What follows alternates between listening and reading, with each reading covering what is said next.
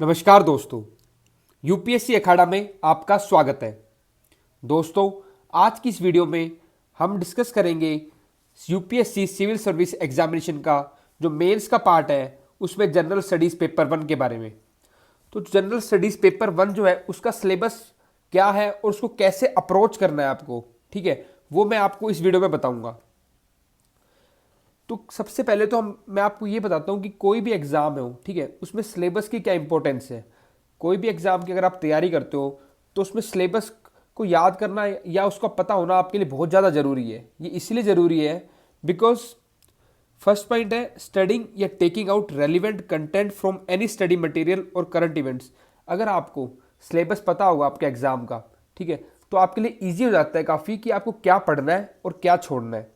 तो आप कोई भी स्टडी मटेरियल पढ़ रहे हो और आपको अपना सिलेबस याद है साथ साथ, तो आप उसमें से एक्सट्रैक्ट कर सकते हो वो पॉइंट्स कि हाँ ये पॉइंट है जो मेरे सिलेबस के इस पार्ट में मेरे लिए हेल्पफुल होगा, और अकॉर्डिंगली आप उसके नोट्स भी बना सकते हो या उसको अपने पास रख सकते हो फर्दर रेफरेंस के लिए। इससे क्या होगा कि जो आप फालतू की चीज़ें हैं जो आपको रिक्वायर्ड नहीं है उनको आप अवॉइड कर दोगे, और काम काम की चीज़ें जो आपके पास जो आपको पास होंगी, जो आपको यूज़फुल होंगी आगे, वो उन्हीं को आप अपने पास रखोगे। और एक तरीके से अगर आपको सिलेबस याद भी होता है तो आपका जो स्टडी मटेरियल वो भी आपका पूरा ऑर्गेनाइज्ड होता है। उसके बाद है developing interlinkages and generating points in answers. अगर आपको सिलेबस याद होता है तो कई बार ऐसे क्वेश्चंस आते हैं जिसमें हमें केवल एक कोई वर्ड ही पता होता है केवल उसका, वो मैं आपको आगे ही बताऊंगा अपनी वीडियो में कि कैसे एक पर्टिकुलर वर्ड ही जो आपको पता है उस क्वेश्चन का और आपको ज़्यादा उसका आइडिया नहीं है उसके बारे में, ठीक है, उससे भी आप आंसर जनरेट कर सकते हो अगर आपको उसको पता है कि उस वर्ड के डिफरेंट कंपोनेंट्स क्या दे रखे हैं मेरे सिलेबस के अंदर। और थर्ड पॉइंट है एसे राइटिंग। एसे राइटिंग में ऐसे राइटिंग में आपको ये सिलेबस ऐसे हेल्प करता है कि मान लीजिए आपके पास एक ऐसे आया है, उसमें आपको डिफरेंट डायमेंशन जनरेट करनी है। तो सिलेबस के डिफरेंट जो सिलेबस है पेपर 1, पेपर 2, पेपर 3 और 4, तो अगर आप पेपर 1 की बात करें इसमें ब्रॉडली कल्चर, ज्योग्राफी, हिस्ट्री की बात करते हैं हम, ठीक है। पेपर 2 में governance, constitution, polity, international relation, इसकी बात करते हैं। पेपर 3 में science and tech, economics, environment की बात होती है। पेपर 4 एथिक्स का है। तो अगर आप ब्रॉड ब्रॉड आइडिया भी रखो, ठीक है, तो आपको क्या होगा, अगर आप कोई ऐसे लिख रहे हो तो उसमें आप क्या कर सकते हो कि एक एंगल दे सकते हो आप हिस्टोरिकल बैकग्राउंड, दूसरा कोई ज्योग्राफी से रिलेटेड, तीसरा कोई कल्चर से रिलेटेड, फोर्थ आप कोई सोसाइटी से रिलेटेड, फिफ्थ कोई गवर्नेंस, पॉलिटी, नेक्स्ट पैराग्राफ आप लिख सकते हो एनवायरनमेंट के बारे में, उसका कोई एंगल हो तो अगर अगर आपको सिलेबस याद होगा तो आप ये सारी चीज़ें इनकॉर्पोरेट कर सकते हो। जैसे एक पैराग्राफ आपने लिख दिया कोई साइंस से टैक्स रिलेटेड, एक लिख दिया डिजास्टर मैनेजमेंट से, उस टॉपिक से रेलिवेंट अगर आपको डायमेंशन जनरेट करनी है तो आप सिलेबस के थ्रू वो जनरेट कर पाते हो, ठीक है। इसलिए सिलेबस का याद होना बहुत ज़्यादा ज़रूरी है। एक बार ब्रीफ में बता देता हूँ कि सिलेबस इसलिए याद करना चाहिए आपको, एक तो आपकी पढ़ाई को बिल्कुल स्ट्रक्चर्ड कर देता है कि आपको क्या चीज़ पढ़नी है क्या छोड़नी है, दूसरा आपको आंसर राइटिंग और ऐसे राइटिंग में भी सिलेबस अगर आपको याद है तो काफ़ी हेल्पफुल रहेगा। इसीलिए मैं आपको कहता हूँ कि आपको सिलेबस चारों पेपर के जनरल स्टडीज़ 1, 2, 3, 4 चारों के सिलेबस आपको याद होने चाहिए, ठीक है।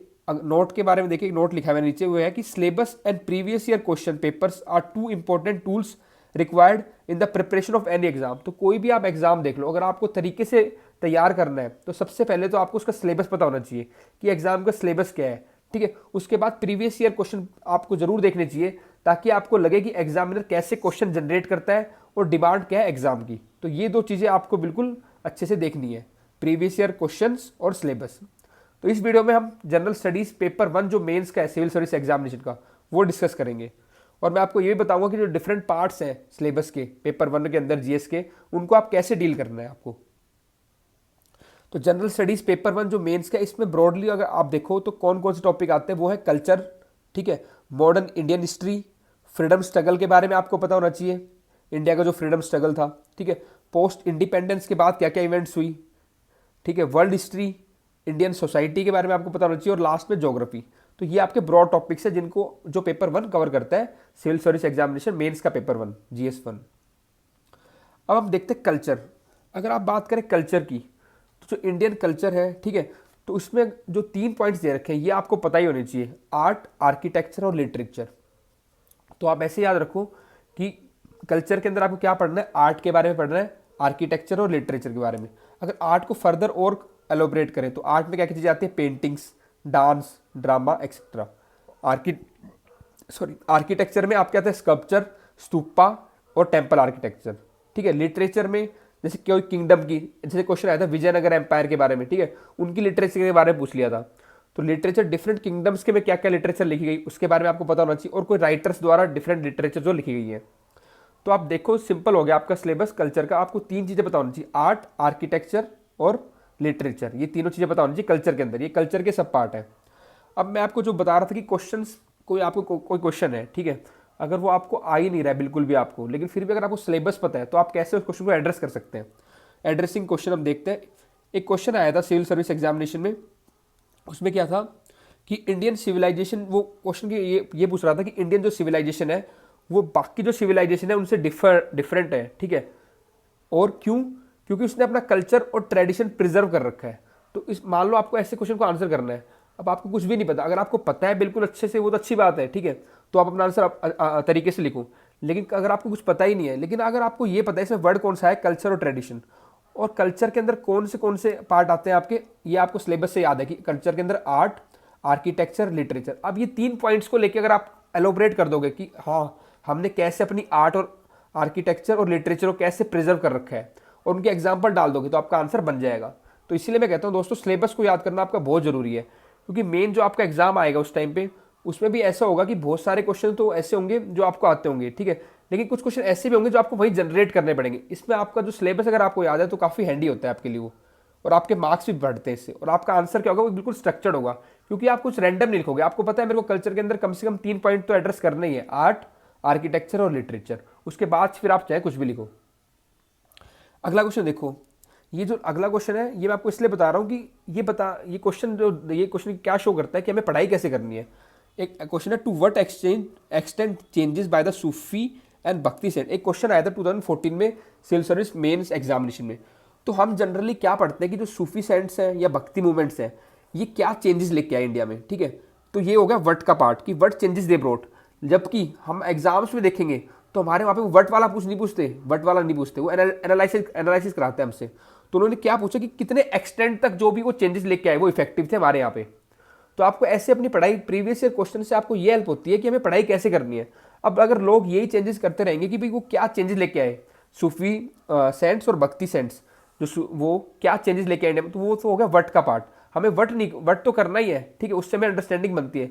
लेकिन जो आप ये देखो क्वेश्चन कैसा आएगा, क्वेश्चन ऐसा आएगा कि जो भी वो चेंजेस लेके आए थे वो कितने एक्सटेंट तक इफेक्टिव थे। तो हमारी जो अप्रोच है पढ़ने की वो ऐसी होनी चाहिए, ठीक है। तो ये प्रीवियस ईयर क्वेश्चन से हमें समझ में आता है हमारी अप्रोच कैसी होनी चाहिए। अगला है मॉडर्न इंडियन हिस्ट्री। तो इसमें जो है कब से कब तक, मिड 18th सेंचुरी यानी कि 1750 से लेके प्रेजेंट तक, आज तक की जो हमें, अब इसमें ये नहीं आज तक की सब चीज़ें पता होना चाहिए हमें, इसमें फिर इन्होंने फिर क्लासीफाई कर दिया हमें क्या क्या चीज़ पढ़ना है कि मिड 18th सेंचुरी से प्रेजेंट तक का इश्यूज पढ़ने हमें कि क्या क्या इश्यूज थे उस टाइम पे, ठीक है, इवेंट्स, कोई इंपॉर्टेंट इवेंट्स क्या कोई, और कौन कौन सी पर्सनैलिटीज़ थी। तो अगर इश्यूज़ की बात करें तो क्वेश्चन आ भी चुके हैं ऑलरेडी कि जो मिड 18th सेंचुरी थी उस टाइम जो हमारी जो पॉलिटी थी इंडिया की वो कितनी फ्रेगमेंटेड पॉलिटी थी। तो ये क्या कोई इशू हो गया कि जो पॉलिटी थी वो कैसी थी, फ्रेगमेंटेड थी। तो ऐसे जो मेजर इश्यूज हैं हमें वो पढ़ने हैं। Decline of traditional artisanal industry, जो हमारी ट्रेडिशनल आर्टिसन की जो इंडस्ट्री थी वो भी डिक्लाइन हो रही थी, ये क्या था, एक इशू था, ठीक है। तो ऐसे हमें उस मॉडर्न इंडिया में क्या पढ़ना है, इश्यूज पढ़ने हैं। इश्यूज के साथ साथ कोई इंपॉर्टेंट इवेंट्स होगी, जैसे थर्ड बैटल ऑफ पानीपत होगा, इससे क्वेश्चन आ चुका है। 1857 का रिवोल्ट हुआ, तो हमें फिर इवेंट्स पढ़नी है। उसके बाद पर्सनैलिटीज़, जैसे डलहौजी हो गए, महात्मा गांधी हो गए, बी आर अम्बेडकर हो गए। तो अब आपका क्या होगा, अगर आप अब मॉडर्न हिस्ट्री पढ़ रहे हो और आपको सिलेबस याद है तो आपके दिमाग में क्या होगा, स्ट्रक्चरिंग होगी कि मेरे को मिड 18th सेंचुरी से अभी तक की मॉडर्न हिस्ट्री पढ़ रही है, और उसके अंदर भी मुझे इम्फेसाइज किस पे करना है ज़्यादा, इश्यूज़ के ऊपर, इवेंट्स के ऊपर और पर्सनैलिटीज़ के ऊपर। बाकी देखो क्वेश्चन तो कुछ भी आ सकता है, ठीक है, लेकिन अगर मेजरली आपने ये कवर कर लिया है तो आप जो बाकी बच्चे हैं या जो सिलेक्ट होते हैं उसी लीग में आप आ जाओगे बिल्कुल। अब है फ्रीडम स्ट्रगल, ठीक है। तो फ्रीडम स्ट्रगल में भी सिलेबस में साफ साफ मेंशन है कि आपको क्या क्या चीज़ें पढ़ना है, कि डिफरेंट स्टेजेस क्या क्या थी, ठीक है, कॉन्ट्रीब्यूटर्स कौन कौन थे, ठीक है, क्या क्या उन्होंने कॉन्ट्रीब्यूशंस किए। अब देखो स्टेजेस में आप देखो मॉडरेट्स की एक स्टेज थी, ठीक है, स्वदेशी मूवमेंट के टाइम एक स्टेज चल रही थी, रिवोल्यूशनरी गांधीयन एक स्टेज थी, ठीक है। तो डिफरेंट स्टेजेस आपको पता होना चाहिए क्या क्या थी फ्रीडम स्ट्रगल के टाइम पे। कॉन्ट्रीब्यूटर्स में कौन कौन सी पर्सनैलिटी थी जिन्होंने कंट्रीब्यूट किया फ्रीडम स्ट्रगल में, ग्रुप्स, डिफरेंट ग्रुप्स थे, ठीक है, जिन्होंने कंट्रीब्यूट किया। और कंट्रीब्यूशंस क्या क्या है कि डिफरेंट गवर्नमेंट ऑफ इंडिया के एक्ट बने, ठीक है, डिफरेंट एक्ट्स बने। और फिर क्या हो जाए, नेवल म्यूटिनी भी हुई थी बाद में। तो ये सब किसके एग्जाम्पल हैं, आपके कॉन्ट्रीब्यूशंस के। तो फ्रीडम स्ट्रगल में आपको क्या क्या पढ़ना है, डिफरेंट स्टेजेस, कौन कौन कॉन्ट्रीब्यूटर्स थे और क्या क्या उनके कॉन्ट्रीब्यूशंस थे। अगर आप सिलेबस के डिकोड करके ऐसे अगर अपनी पढ़ाई करोगे आप, तो काफ़ी आपकी पढ़ाई होगी स्ट्रक्चर्ड हो जाएगी और आपका टाइम भी बचेगा। और एग्जाम में भी आपको लगेगा हाँ भाई कुछ क्वेश्चन मुझे नहीं भी आते हैं, तब भी मैं उनको कर पा रहा हूँ सॉल्व। कैसे, क्योंकि मुझे सिलेबस पता है और उसके डिफरेंट कंपोनेंट्स पता है।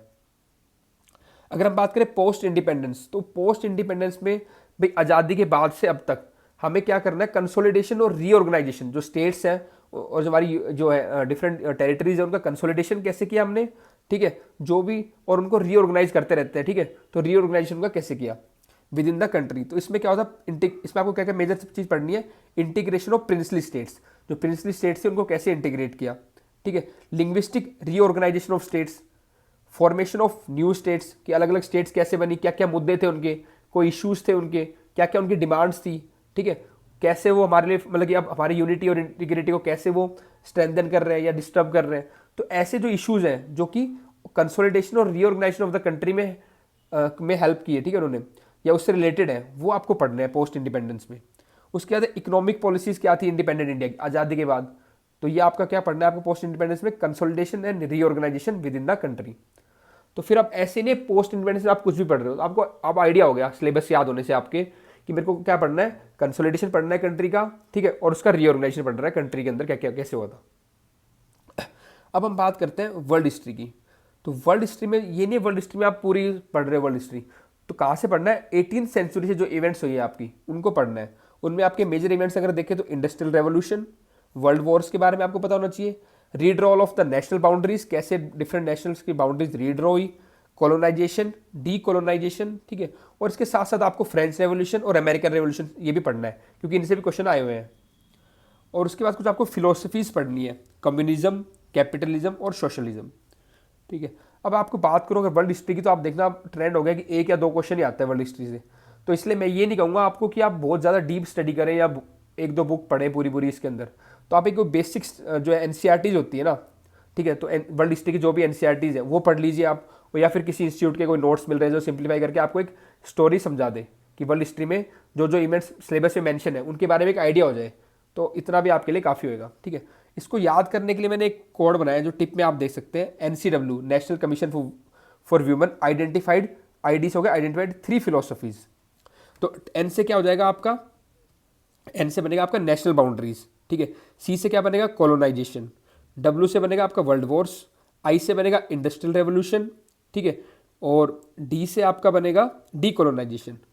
National commission for women identified 3 philosophies, 3 philosophy से आप याद रखना कौन सी 3 फिलोसफीज थी, कम्युनिज्म, कैपिटलिज्म और सोशलिज्म। तो अगर आपने ऐसे कोड याद कर लिया, NCW आइडेंटिफाइड 3 फिलोसफीज, तो आपका पूरा वर्ल्ड हिस्ट्री का सिलेबस ही दिमाग में आ गया कि एन से आएगा आपका, ठीक है, नेशनल बाउंड्रीज, तो रीड्रॉल ऑफ नेशनल बाउंड्रीज। सी से आपका आएगा कॉलोनाइजेशन, डब्ल्यू से आपका आएगा वर्ल्ड वॉर्स, ठीक है। आई से आपका आएगा इंडस्ट्रियल रेवोल्यूशन, डी से आपका आएगा डीकोलोनाइजेशन, और 3 फिलोसफीज कम्युनिज्म, कैपिटलिज्म, सोशलिज्म। तो अब इससे क्या हुआ, आपके वर्ल्ड हिस्ट्री दिमाग में आ गया सिलेबस।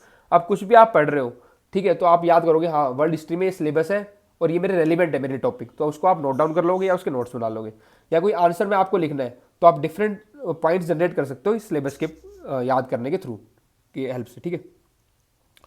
अब देखते हैं इंडियन सोसाइटी का सिलेबस क्या है। तो इंडियन सोसाइटी में सबसे पहले वो पूछते हैं फीचर्स क्या है हमारी इंडियन सोसाइटी के, तो वो लिखा हुआ है सिलेबस में, जैसे कि जॉइंट फैमिली एक फीचर है, तो ऐसे डिफरेंट जो फीचर्स है हमारी इंडियन सोसाइटी के वो हमें पता होना चाहिए। फिर डाइवर्सिटी ऑफ इंडिया के बारे में पता होना चाहिए। फिर रोल ऑफ व्यूमन एंड व्यूमन ऑर्गेनाइजेशन। उसके बाद है पॉपुलेशन इश्यूज जो बढ़ रहे हैं हमारे, ठीक है, तो पॉपुलेशन और पॉपुलेशन रिलेटेड इश्यूज क्या क्या है वो आपको पता होना चाहिए सोसाइटी में। पॉवर्टी एंड डेवलपमेंटल इश्यूज, ठीक है, अर्बनाइजेशन के बारे में पता होना चाहिए, अर्बनाइजेशन क्या इफेक्ट पड़ रहा है सोसाइटी के ऊपर। इफेक्ट्स ऑफ ग्लोबलाइजेशन और इंडियन सोसाइटी, ग्लोबलाइजेशन का क्या इफेक्ट पड़ रहा है। सोशल एम्पावरमेंट कि भाई डिफरेंट जो सेक्शंस है हमारे, ठीक है, कास्ट, डिफरेंट शेड्यूल कास्ट हो गए, ठीक है, या शेड्यूल ट्राइब्स हो गए, तो डिफरेंट जो सेक्शंस है, ठीक है, उनमें कैसे सोशल एम्पावरमेंट हो रही है, उनकी कैसे सोशल एम्पावरमेंट हो रही है, जेंडर के बेस पे, ठीक है, रिलीजन के बेस पे। फिर उसके बाद फिर कम्युनलिज्म, रीजनलिज्म और सेकुलरिज्म, इनके बारे में भी आपको आइडिया होना चाहिए। तो अगर इंडियन सोसाइटी की बात करें तो ये सिलेबस आप कैसे याद करोगे, तो इसका कोड है पीडब्ल्यूडी, जो पब्लिक वर्क डिपार्टमेंट होता है उसके बारे में लिखा है मैंने। पीडब्ल्यूडी वो क्या करता है, सोशली एम्पावर करेगा किसको, अर्बन ग्लोबलाइजेशन के जो फीचर्स है, ठीक है, हमारी कंट्री में ऐसे मान लेते हैं, हमारी कंट्री में जो पीडब्ल्यूडी है पब्लिक वर्क डिपार्टमेंट, वो सोशली एम्पावर करता है जो अर्बन ग्लोबलाइजेशन के जो फीचर्स है उनको, ठीक है, और पॉवर्टी रिडक्शन को कैसे करेगा, और through CSR, corporate social responsibility के थ्रू। तो आपका कोड आपका हो गया PWD socially empowers urban globalisation features and poverty reduction through CSR.